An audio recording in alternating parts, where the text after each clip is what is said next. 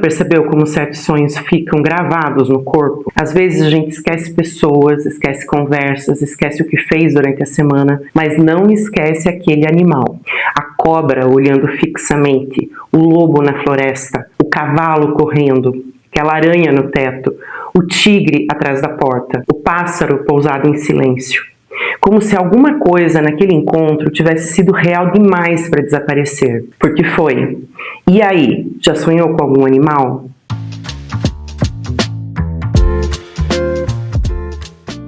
Os animais nos sonhos acompanham a humanidade desde o começo da civilização. Eles aparecem nas cavernas, nos mitos, nos contos de fada, na alquimia, na astrologia, nas religiões, nas visões xamânicas, nos símbolos dos deuses e, claro, nos sonhos. Mas hoje a gente vive num mundo que desaprendeu a olhar para essas imagens. Sonhou com cobra? Traição. Sonhou com cachorro? Amizade. Sonhou com aranha? Falsidade, trama. Como se a alma humana pudesse ser reduzida a um dicionário de emojis espirituais. E não pode, porque um animal no sonho raramente significa apenas uma única coisa. Jung dizia que os animais frequentemente representam a nossa vida instintiva, a parte mais antiga da psique, aquilo que ainda não foi completamente domesticado pela consciência racional.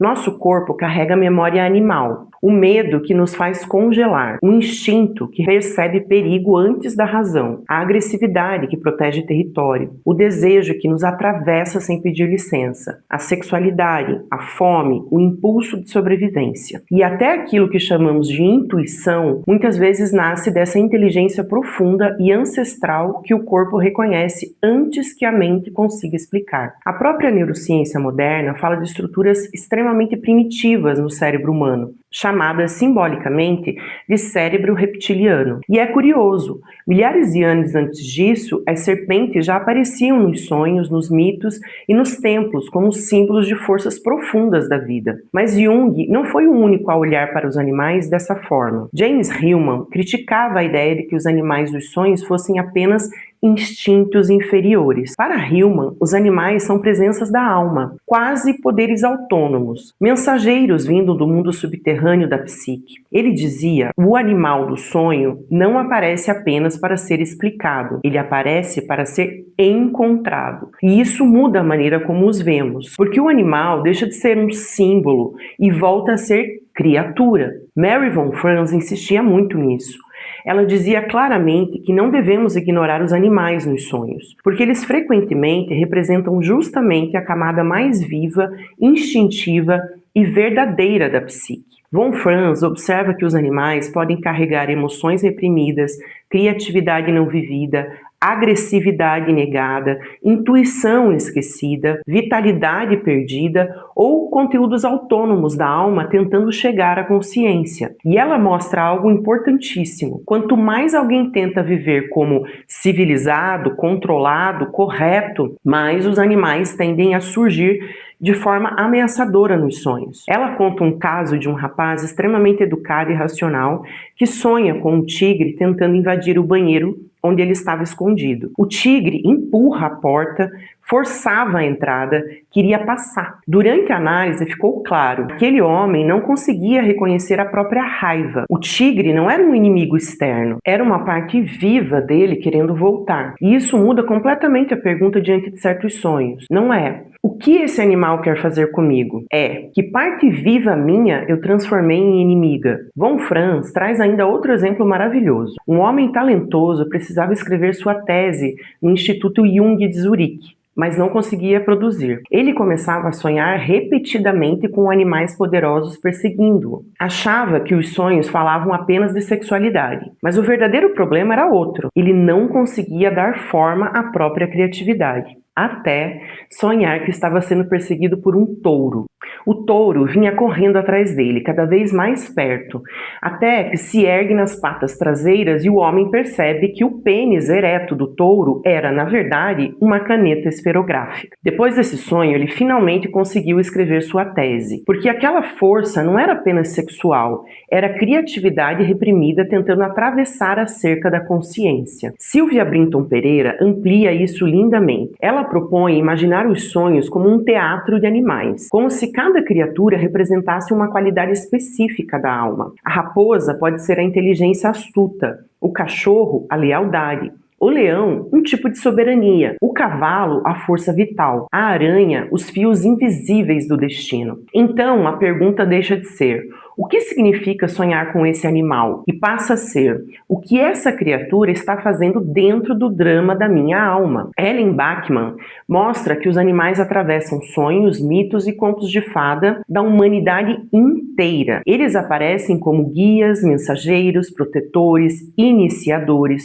companheiros do herói. Nos contos antigos, o herói frequentemente só atravessa a floresta porque ajuda um animal, ou escuta um animal, ou poupa a vida de um animal. Como se a alma humana soubesse desde sempre que perder contato com o animal interior é perder contato com a própria vitalidade. E isso aparece também nas tradições indígenas. Em muitas culturas originárias existem os chamados animais de poder, não como mascotes espirituais da internet, mas como forças vivas com as quais a pessoa estabelece relação. A onça ensina a coragem, a águia traz a visão, o urso ensina recolhimento, o lobo nos traz pertencimento, enquanto a cobra pode ensinar sobre transformação. Os animais aparecem como aliados da alma. Freud também observou algo parecido ao estudar os totens tribais. Certos povos organizavam clãs inteiros em torno de animais.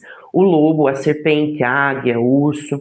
O animal funcionava como ancestral simbólico e organizador da identidade coletiva. Jung, então, foi além. Percebeu que esses animais recorrentes não eram apenas construções culturais. Eles revelavam padrões profundos do inconsciente coletivo. Por isso, os mesmos animais atravessam civilizações inteiras. Eles estão no zodíaco, como o carneiro, o touro, o leão, o escorpião, os peixes. Estão nos deuses egípcios, nos bestiários medievais, nas lendas indígenas, nos contos de fada, nos símbolos cristãos. Na tradição cristã, por exemplo, os próprios evangelistas foram representados simbolicamente por animais alados, formando o chamado tetramorfo. Essa imagem vem das visões do profeta Ezequiel e do livro do Apocalipse. Mateus aparece como homem ou anjo, ligado à encarnação humana de Cristo. Marcos é representado pelo leão, símbolo de coragem, realeza e ressurreição. Lucas aparece como touro ou boi, associado ao sacrifício e à função sacerdotal.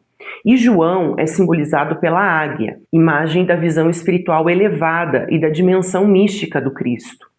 Isso é muito significativo. Até uma das bases simbólicas do cristianismo organiza sua visão espiritual através de animais. Isso mostra que a humanidade inteira projetou sua alma nos animais, porque eles encarnam forças que reconhecemos intuitivamente. O lobo conhece a noite, a serpente a transformação. O cavalo conhece o movimento, a força. A águia enxerga do alto. O urso conhece o inverno da alma. O gato conhece o mistério. E o cachorro nos traz o vínculo e a proteção. E os sonhos trazem essas criaturas justamente quando perdemos contato com alguma dessas qualidades dentro de nós. Às vezes o animal aparece para proteger, outras para alertar, ou ainda para devolver a agressividade saudável, ou a criatividade, mas sempre para devolver alma. Porque muitos dos animais que nos perseguem nos sonhos não querem necessariamente nos machucar ou nos destruir. Eles querem chegar até nós, querem romper uma consciência rígida demais, querem devolver vida ao que ficou excessivamente domesticado. A alma humana não é feita apenas de pensamento. Ela também tem presas, garras, pelos, escamas, asas, instinto, medo, fome, desejo, território e principalmente mistério. Todo mundo já sentiu medo de um animal num sonho, ou fascínio, perseguição ou proteção, porque eles são uma linguagem universal. A alma humana ainda pensa e sonha com bichos, mesmo usando Wi-Fi. Se esse conteúdo foi legal para você, continua aqui com a gente no canal Teia de Réia, porque vamos ter mais conteúdos como esse.